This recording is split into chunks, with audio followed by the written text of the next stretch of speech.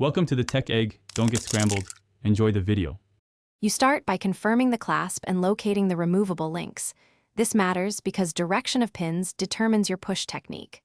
Once done, place the band on a block with arrows pointing down so pins exit cleanly. Use the pin pusher and a light hammer. Tap slowly to free one pin. You'll feel it move. Make sure to remove an equal number of links from each side of the clasp so the watch sits centered on your wrist. Now remove the target links.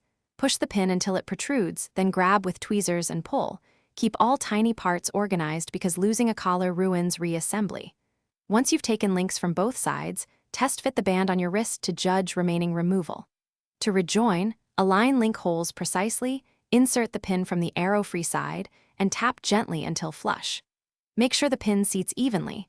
An angled finish by closing the clasp and rotating the watch to confirm even alignment and smooth closure. This verifies pin seating and comfort. If the band feels stiff, clean debris from the joint and apply a microscopic oil drop, then reseat the pin. If it feels loose, either restore a link or use the clasp micro-adjust for fine-tuning.